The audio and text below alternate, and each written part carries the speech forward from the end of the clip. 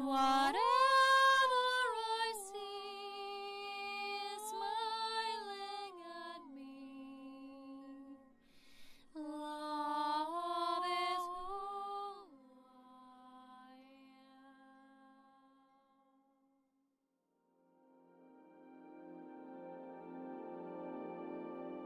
Hello there, beloved Ascension pioneers, and welcome to this short video update here with me. I wanted to talk about some of the things that I couldn't somehow fit into my over an hour long video, the last video that I made about our galactic DNA, the spiraling DNA. So today I want to move further into the expansion of how, when we are simply being fed through this galactic pulse of light, everything, all of their nourishment, all that we need is starting to come into alignment. But not only that, but also the importance of remembering that we are a whole unit, we are a holistic unit, that all of us here have unique set of gifts and talents of the soul, that we are to develop those that are, sometimes we say we're best at, we're really good at, because these are the important signatures that we come here to carry.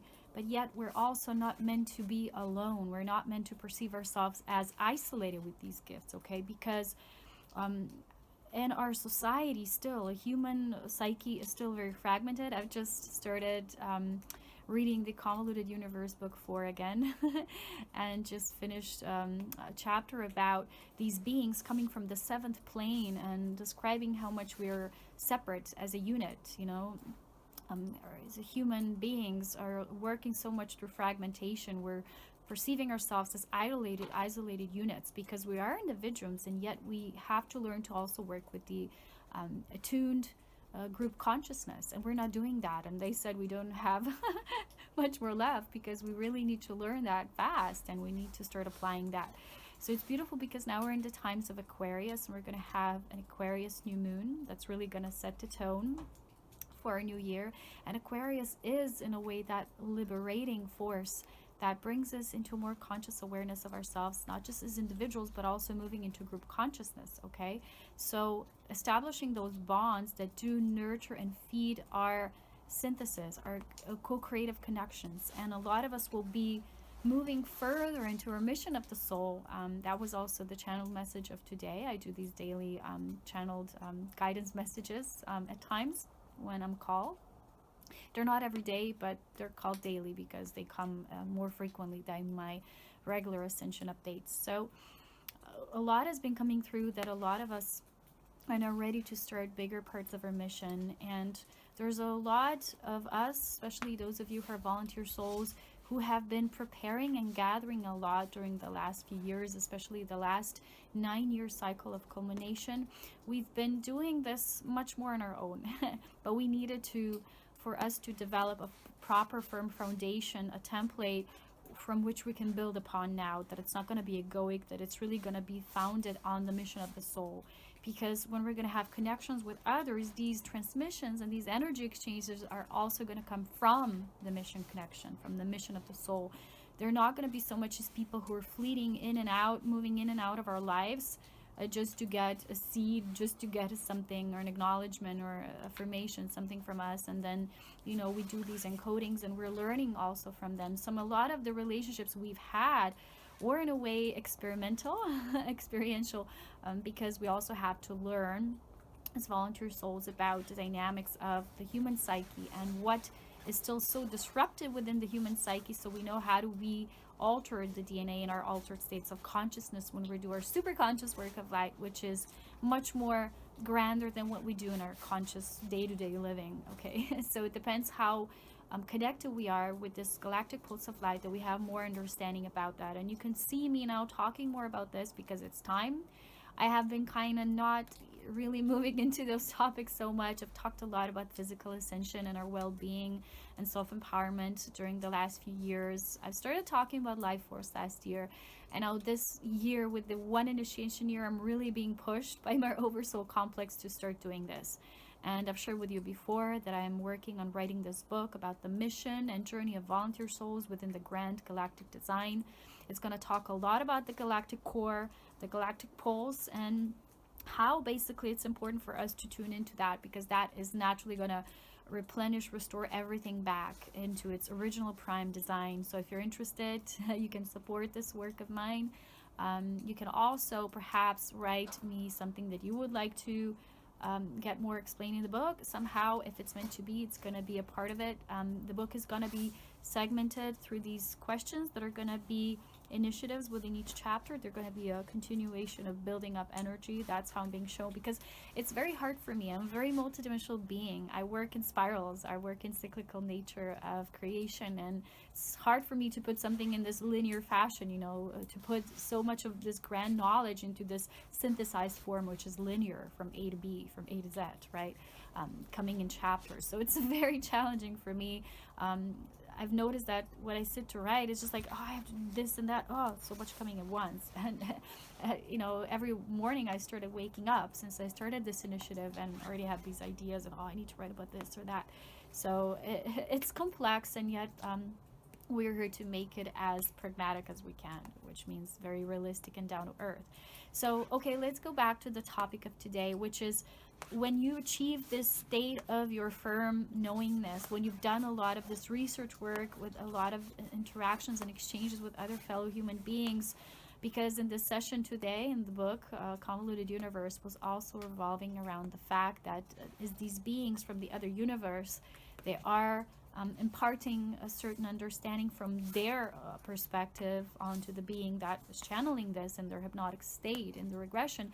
They also are being imparted upon, and they want to also understand us, and they don't always have the concept. So you can really quickly see when there is a transcription happening, when there is an exchange happening with the beings from other alternate universes or states of being, because they don't always have the tools and the language that we do. So for them it's weird, and they don't know all the words.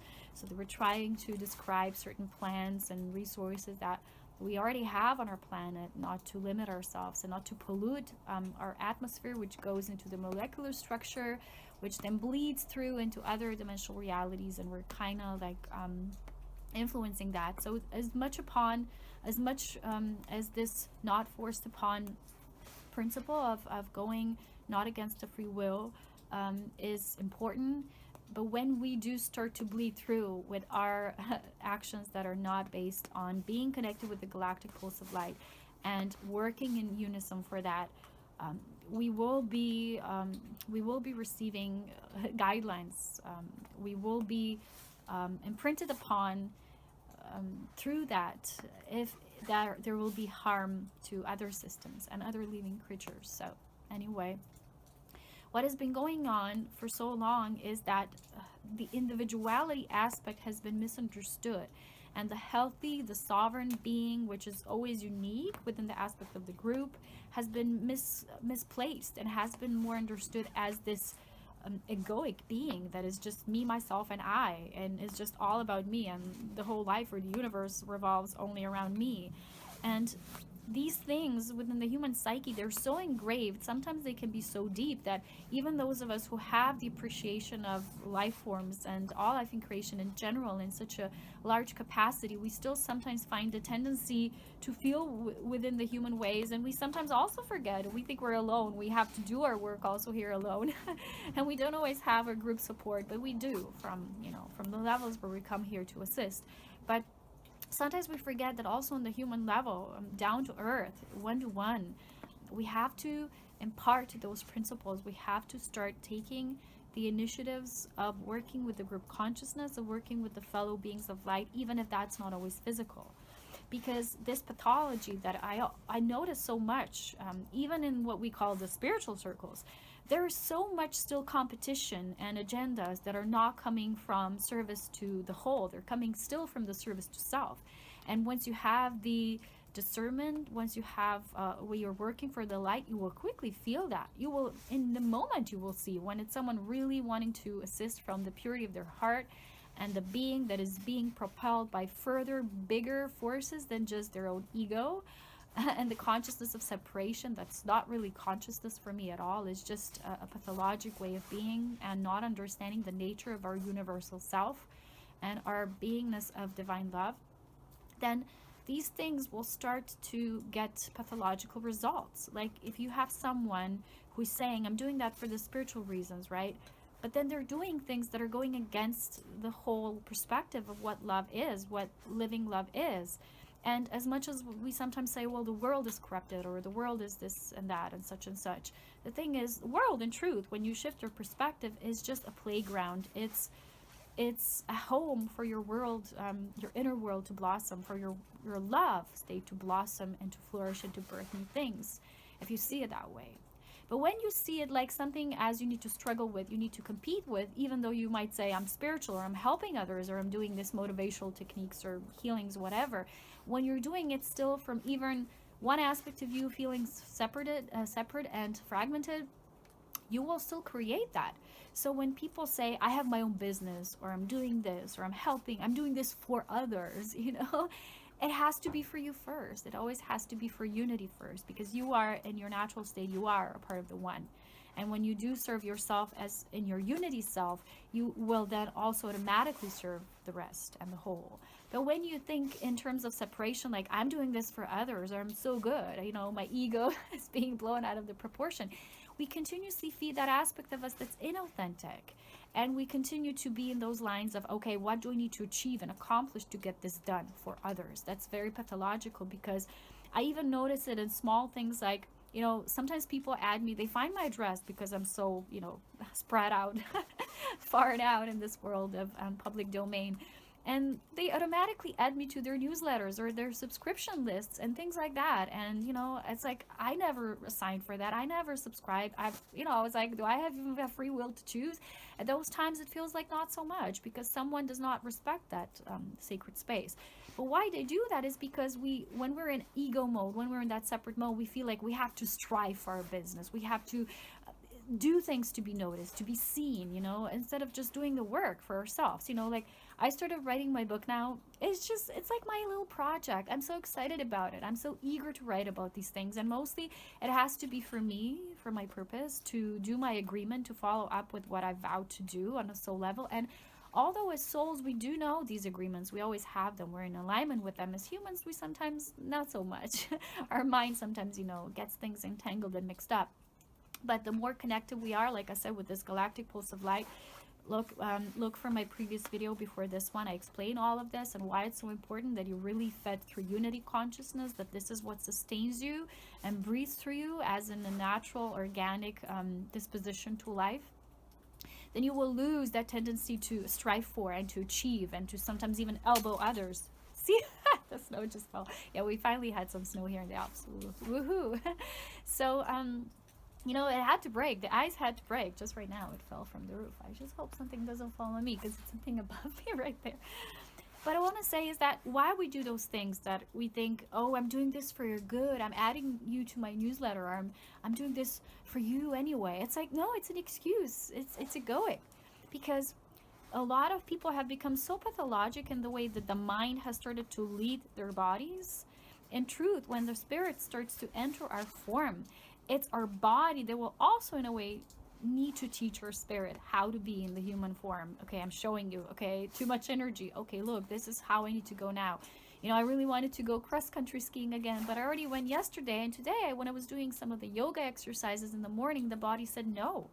I looked there towards the sunny side, because we have the sunny side of the Alps and then the northern walls, right? And it's colder. And I have still some of the throat thingy. And the body just was so intelligent. The body informed itself that no, So when we're informed through this galactic pulse of light and impurity, we won't do actions that go against others. We will not disrespect each other in our private personal spaces. We will work for unity, because a lot of times people think that when they add you to the groups that you've never ascribed yourself to and you want to go out of it, they're going to say, you're not in unity consciousness. But wait a minute, this has nothing to do with that.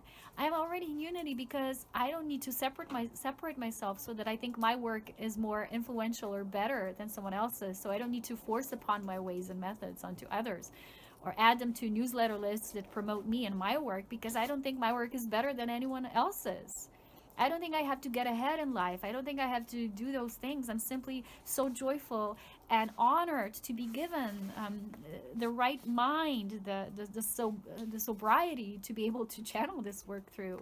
And I'm grateful. And each moment for me, that's my own sacred initiation and my own work of light, and it's spirit that initiates me. And I don't have to go you know, to elbow other people or get ahead, or, you know, or self-promote or anything like that.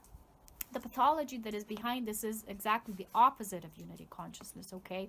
And the moment that we use our ways that are not really understanding, and respecting others and what they're choosing, we're taking away their free will to choose, you know. Because I have, for example, I have nothing against people sending me emails or writing up or questions or sharing feedback or sharing some of their own experience with their ascension, but it's not something I subscribe to as in, you know, subscription based. That's something totally different. So these things show us, they pinpoint where sometimes the mind still teaches our body, and it's not supposed to be that way. Then the mind becomes the master, and we think, I'm in this beautiful spirit, and it's not so beautiful because it's not natural to us, because we're misinformed. The only true information that is pure in its essence is the galactic pulse of light, and when we're truly informed through that, we lose the tendencies that are egoic. And some of us, we never even had them. We never had the tendencies to go, ahead in life. Or, you know, I'm not talking about not being self-confident and successful, because when you're just doing your natural mission of the soul, you're already in alignment with the essence of success. Because what is success anyway? It's never to be acknowledged by someone else. It's the validation of your own inner soul that knows that check, check, check, it's doing all the things that it came here to do, and that's true success for me. There is no outside success. It doesn't exist. It's fed through the ego, and it's been fed into the human stream of consciousness through the beings that serve duality, that want a duality on this planet, so that beings who are made of love would never get the chance to fully and potentially express that. So that's why their DNA was so tempered with, and it was so downgraded, so they could not develop their natural soul gifts. And now, because we've had that taken away from us as a race of beings, we feel we somehow need to get ahead and finally get towards that. But we're using the wrong approach, which is still egoic, okay?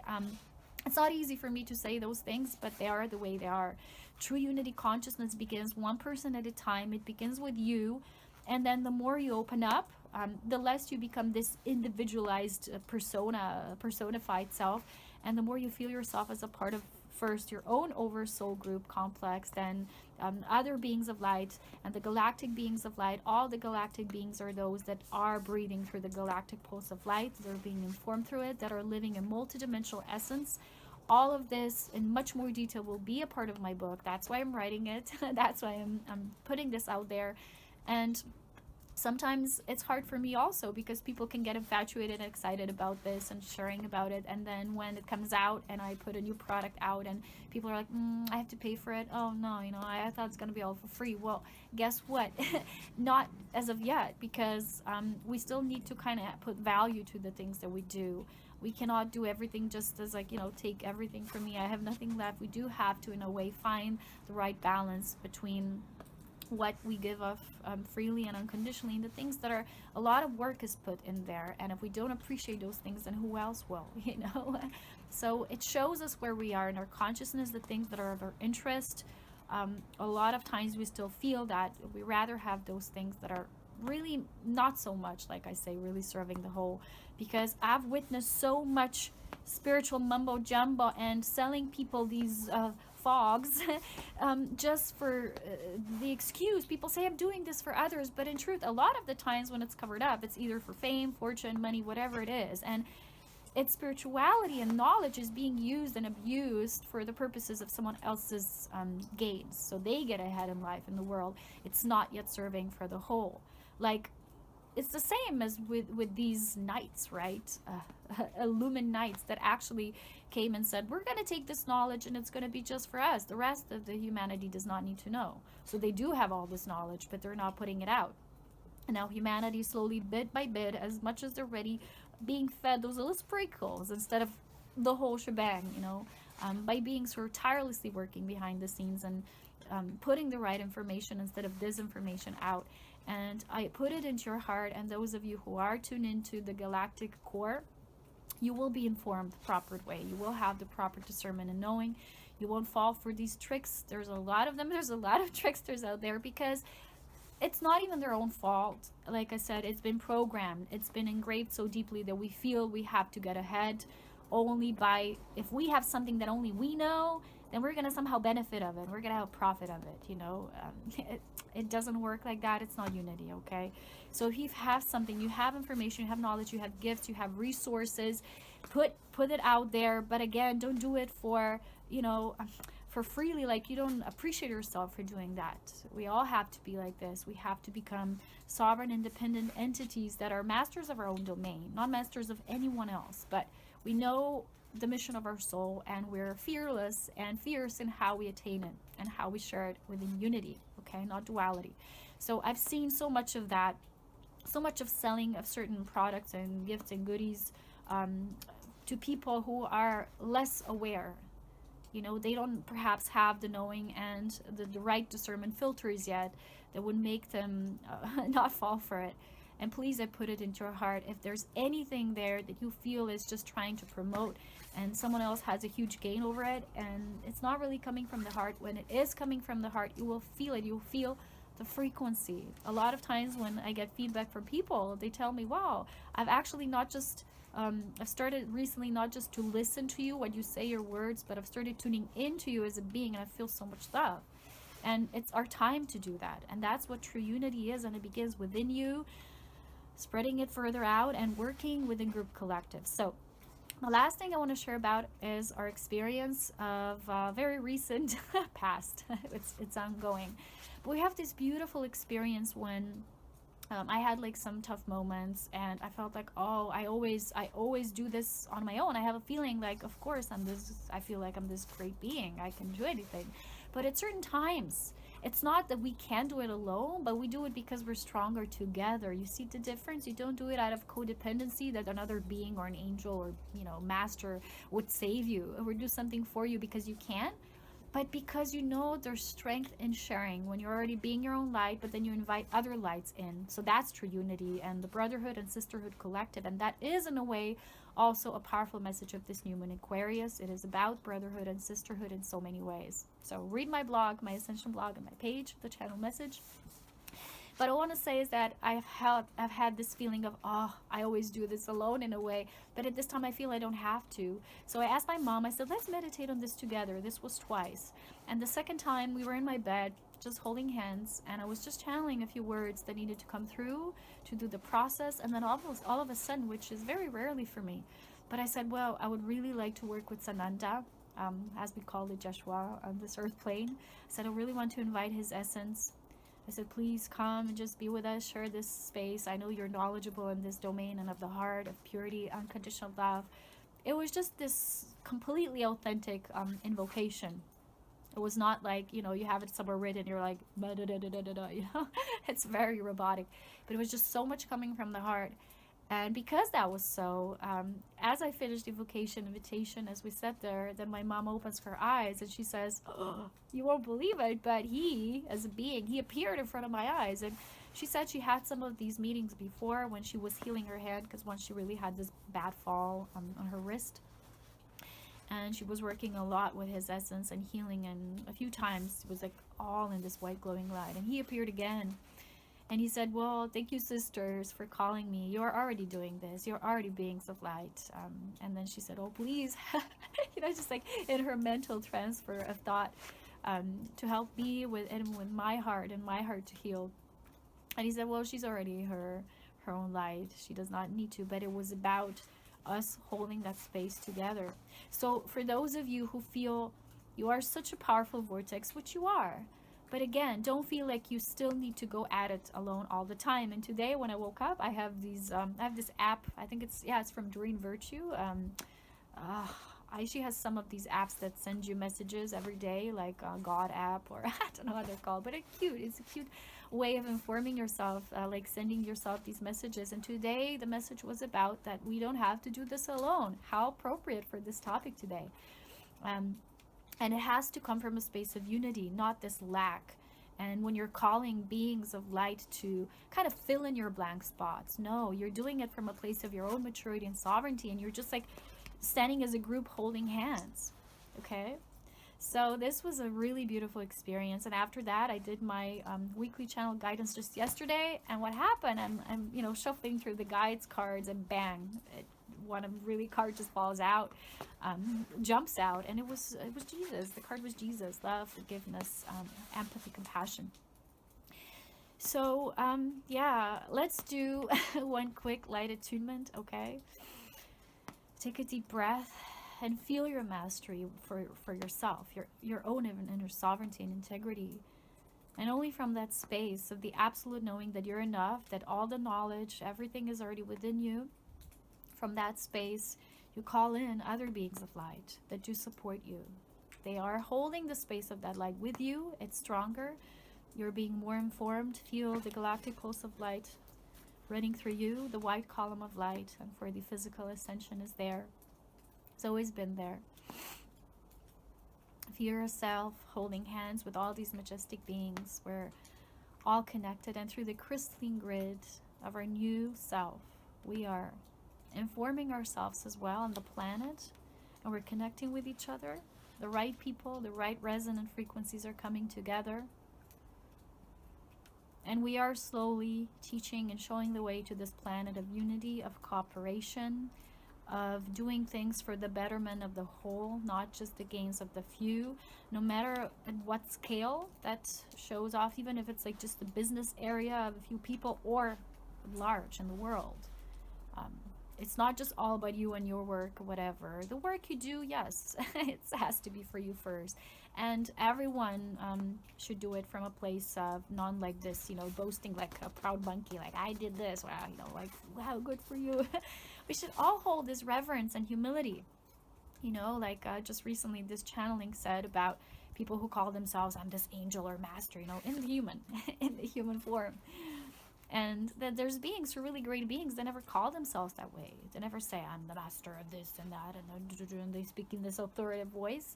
And even in the spirit realms, they hold great reverence for these beings, but they don't call each other, master this, master that. It's us, it's the human level, because we perceive a master, someone as a very advanced being and a guide, but I really still prefer the word guide. I love the word self-mastery because it denotes a level where you are your sovereign, where you know that everything comes from you. There's no outside influences, and even where they are, there's a learning curve for us within that. So it's still coming from us in a way, because our energy interactions are choosing that. So in those terms, I love that word, but I don't love it in a way that I am more than, or my work is more important, and it's not. Our egos, in a way, has to bow down to the inner being of grace, of purity, to the light within, for us to connect in that space. And when we do connect in that space, it's so much purer and lighter and more informed through what is the right kind of information of the core of prime light. Okay, so if you have any your own experiences, or you feel these beings, or you're being, wow, you're being shown something, please share with us here. I love to hear from you, your experiences. I'm sometimes too busy to write these long responses to every one of you, so I'm really sorry, but I always read everything that I can. So please know that it will be read, your comment or whatever. And I love you all so very much. Thank you for tuning into that. Some things for us as a collective or as on a personal level, they're hard for us to hear. And no one likes to hear that they're in ego mode, but it's nothing to be afraid of. It's nothing, people get offended when I say something like that to someone, or I say, oh, could you just please put me off your list? I never subscribe to that. People get so offended. They're like so protecting their own, and they're like, oh, sorry to bother you. And I'm like, someone bothers me. I'm just saying it's a neutral statement. I don't mean to, insult anyone or anything at all. It's like there's love behind it, but there's love for myself, to be my own master of choosing what I choose for myself, and to know that my choices and my content and my work has to come through me first. Okay. So that is the reverence for the purity of our spirit. We don't need to get offended. We don't need to, get argumentative or debating all over it and defensive. It's really old. We're in 2017 now, by the way, if you haven't noticed. And lots of excitement coming through. For those of you who've done the work of mastering the fine arts of really owning up your energy, knowing who you are, and then you will have a bigger reserve to how you correspond to the world. And much more coming in my book up to come. I'm so excited. You know, when I get to write, I'm like, I can't stop. It's really hard. I can't stop. It's quite addictive when you love to do something. So I love you all so very much. I have to repeat that again in case some of you missed it or just found this end of the video. I hope you got some sunshine from the Alps. We're sending you so much love in this space. And as always, so much love is in power. And I'll talk to you again very soon. Take care. Bye. So I also forgot to say something else. It's very important, I feel, because when we see a lot of people now talking about the star seeds, you know, even volunteer souls, whatever it is, you have to find a way to tune into what kind of perspective this is talked about. Because, you know, there's a lot of people who talk about it in a way like, oh, the special ones, the chosen ones. No. When you find anything like that, it's just gonna, what I see is what this happens, this kind of content is, it bloats a lot of people's egos. And, you know, sometimes you see people talking about like, okay, once you're a master, you can do anything because you're a master. Well, there's a lot of delusion behind this, because it's not true. If you're going against the universal principles of creation and the very fact of the organic way of light, then you can say whatever you want to yourself, how advanced and evolved and what a master you are, but you're not living that way. So try to tune into your heart when people talk about these beings like starseeds. Even I talk about it, but in a different way. Look for the nature of how this is presented. So for me, the volunteer souls, star-seeded origin, you know, the star seeds were also negative programmed. Okay, so look at this as in terms of just doing your work, and that's humility. So for me, whatever it is, I know I'm a volunteer soul, but I know for me, this is nothing like, oh, special or, you know, fancy. Or for me, it's just my work. Whatever kind of, you know, people go to their daily works, they just have to perform that. And it's between you and your soul, and it's between you and your group. So look for the tendencies to the contents that stimulate your ego even further, that make you think in terms of you're special, you're chosen, you're, you know, even when we say words like crystal children, you know, I know this because it's my purpose as well, but it has nothing to do with oh, now these special kids are being born. Well, the specialty is, again, in the specialty of your orientation, which is the working of the producing and co-creating of the new crystalline grid. And there's beings who know and have this knowledge and do that with the transference of energy. And the thing is, once you have the knowledge, you don't have to boast yourself about it. When the knowledge is not pure, then of course you're going to have to promote it and make it into something which is not. But when the knowledge is real, it's between you and what you have to do with it. So I really put it again into your hearts as well. If there's anything that in a way talks about these things as in overstimulating the ego, it promotes specialty or specialness instead of just doing your work, then I would really think about that. I would try to discern into that what this is about. So for me, all that I do is just my work. It's between me and my own being. And it's really important for me to not stay in those delusions, which is now I can do anything, you know, even if that means I can hurt other people, because I can do it, you know. It's like, it doesn't make any sense, right? So that's true unity, and I really felt called to add that as well. So yeah, that's it.